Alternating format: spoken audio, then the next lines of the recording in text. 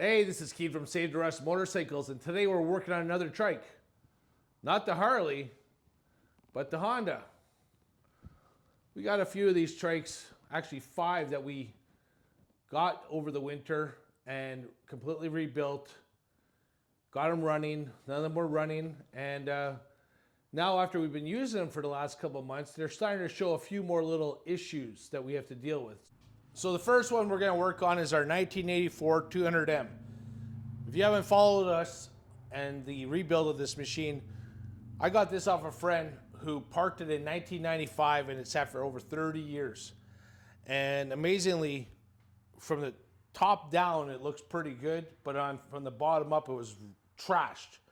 We did a ton of work on it, new bearings, new brake drum, new brake shoes, cables, levers, etc., lots of stuff.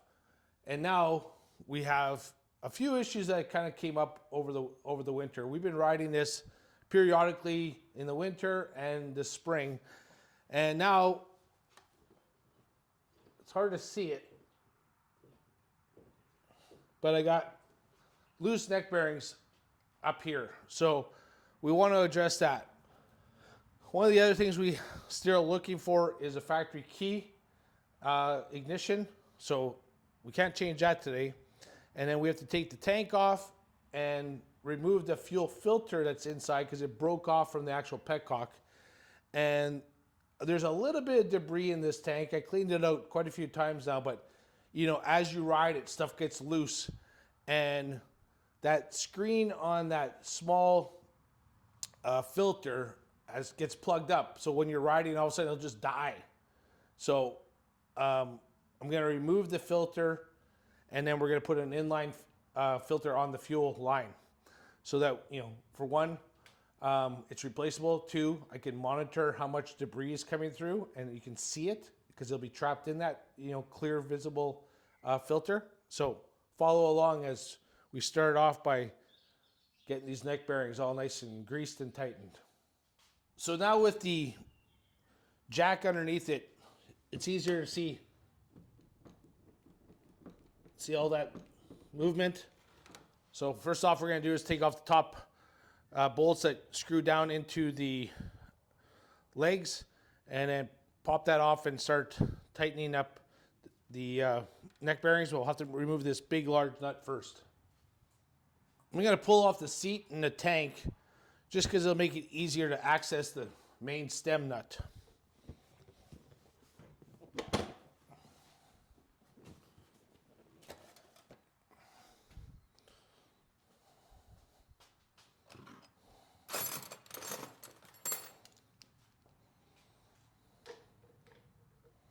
What's interesting about these old Hondas is the tank is held in by 1 bolt, where a Harley, like the one behind me, would be 3 bolts. So this one's got this back bolt that goes through a rubber mount, and then there's a couple of rubbers on the front of the tank that it kind of slides in and just isolates it. That's because of the pounding these things take, you know, the abuse there. It's all off-road, so they need a bit more the ability to move a bit more so they don't crack.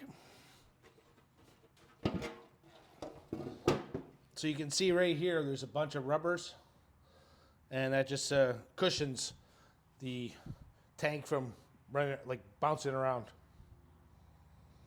So now we're going to get this main stem nut off.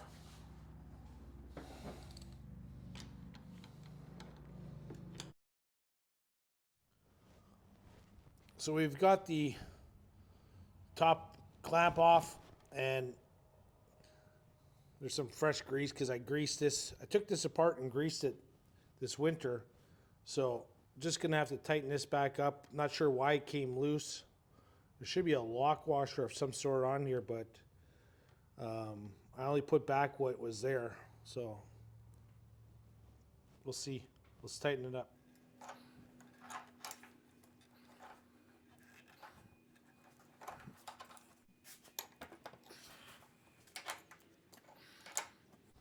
So it came quite loose, actually. I'm surprised. Might be just something I have to keep an eye on.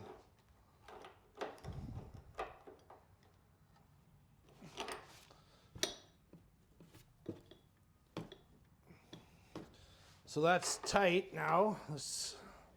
Or at least it's, I mean, it's not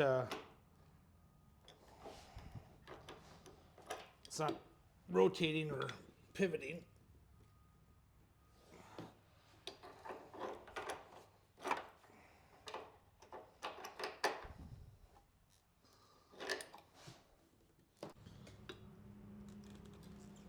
So that looks pretty good. Let's put this all back together.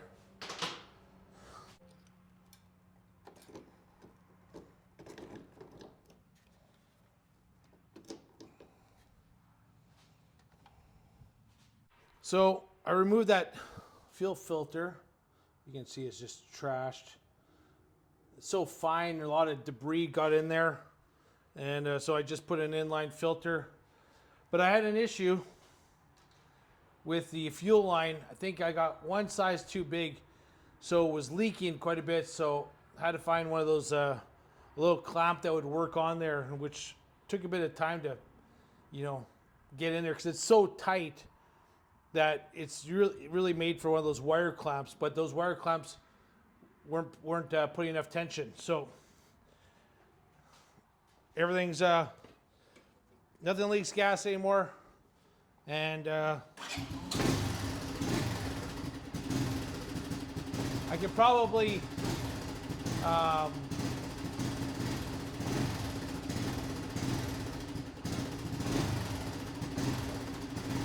raise the idle a bit, but for now, this is good enough.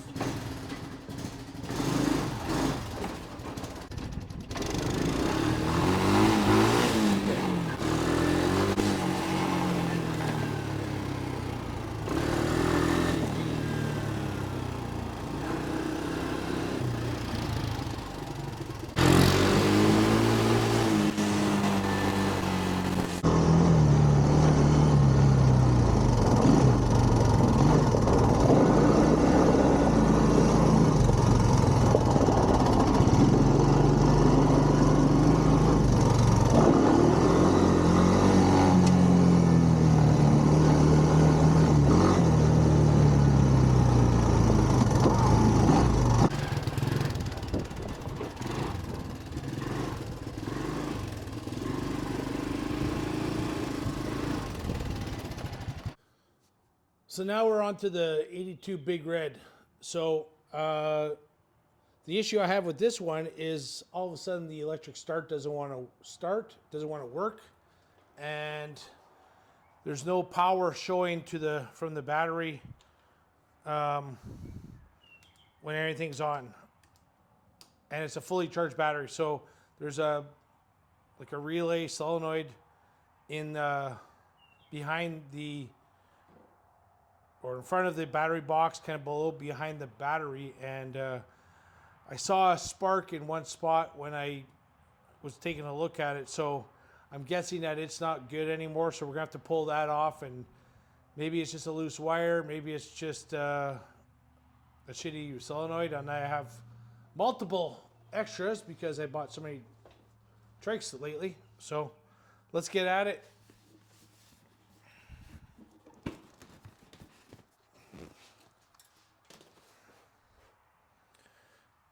So right now, like I said, got the key on, got the run on, and nothing, zero. Put the lights on, nothing. If I put a battery charger on it, it almost pushes enough power through. So I'm not really sure what's going on here, but first things first, let's check the fusible link and see if it's any good. Well, it shows like it's good. So what I did is I removed the toolbox. I probably didn't have to, but I just took the bolts out for the tail light and just left it dangling there instead of trying to pull those wires. And this is the piece I'm thinking is not good. So after a bunch of time spent working on the electrical, figuring out why basically I wasn't getting any power. It turns out the battery was no good. But when I hooked up the battery charger, it showed full voltage. But as soon as you disconnected it, no lights came through. So that little relay, I took it apart where the connections go, and I cleaned them all off, and that didn't do anything. And then finally, I put a load test on the battery. It showed it was bad, and then I put a different battery in, and everything works again. So sometimes you just overlook or overthink it because you just anticipate, well, that's a brand new battery. Nothing's wrong with that. So lesson learned. So now everything seems to work, but the last couple times I've been driving it, I've had some little bit of issues with the carburetor. First off, it would rev up high and wouldn't want to settle down, for a little while. So, we just, whatever, we'll figure that out. And then it wouldn't start. So now I'm thinking, okay, petcock is plugged just like the other one. So take off the fuel tank, remove the fuel line, run it open, and perfect. I got flow in the reserve. I got flow in the on position, like nice flow. So that's not the issue.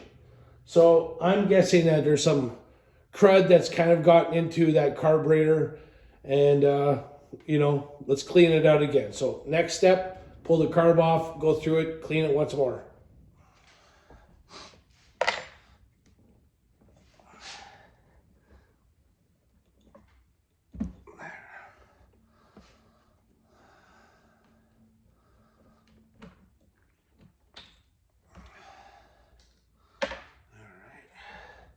So this is always fun because it's hard to get to some of these bolts and stuff. Wonder if I have to take the air cleaner, air filter box out. So we'll see. Sure, a lot different than a Harley, because on a Harley the carb's right there. Like it takes 2 seconds to pull it off, but this ain't a Harley.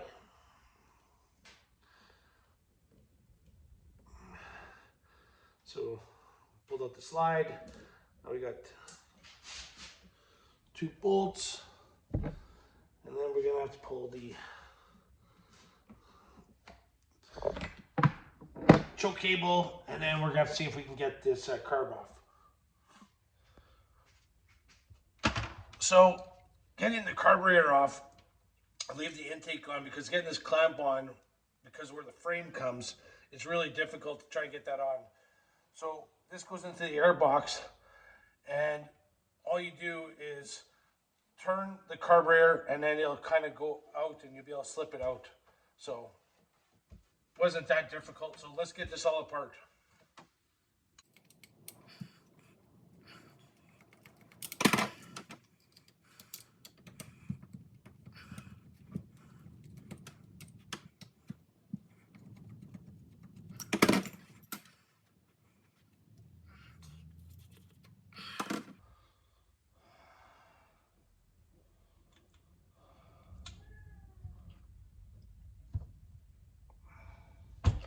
So I don't see any debris inside here. So we're gonna blow out all these passages. So took the carb apart, and the main jet looked like it was plugged. So hopefully that was it. Took everything out and cleaned it, blew it out, and then put it back to the same settings. That's the key. Make sure you mark how many turns in and turns out those 2 settings are, and let's see if it works. So here we go. Let's see if we can get this in. So we're gonna put that in. This cat's bugging me. What?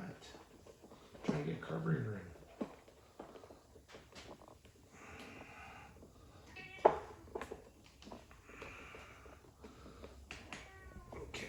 So what I'm doing is I'm pulling that intake goes into the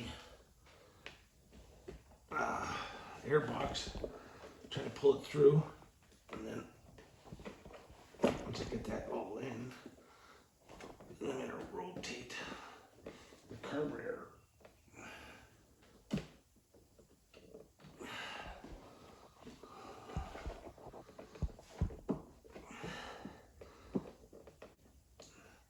And if you're wondering, yes, I'm sick. But I can only lay on the couch for so long before I go nuts. So, carburetor is in position. Let's get all this back together. So, took the spark plug out. It was pretty fouled up. I didn't have an extra new one, so I just cleaned it up. But let's see.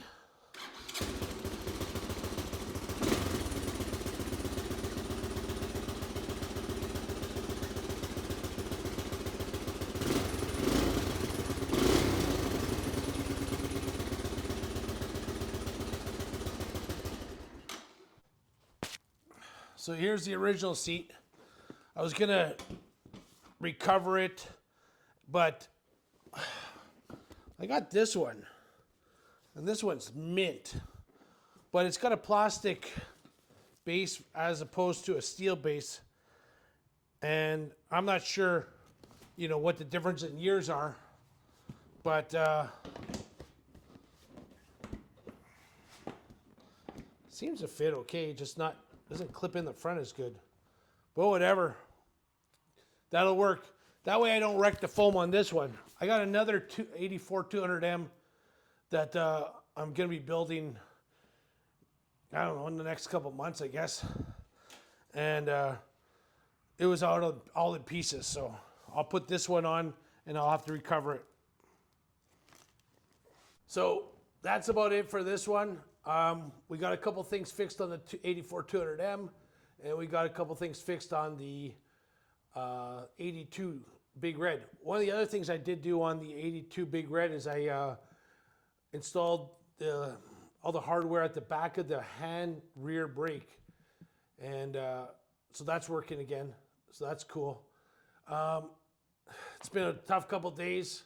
I've been coming in here for 20 minutes, half an hour, just sick, and I can only last so long on the couch before I kind of go nuts. And at least I got a couple things accomplished. So hey, this is Keith from Save the Rust Motorcycles.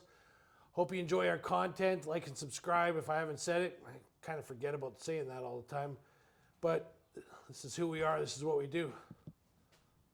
We play with old motorcycles and get them running and ride them. Have a great day.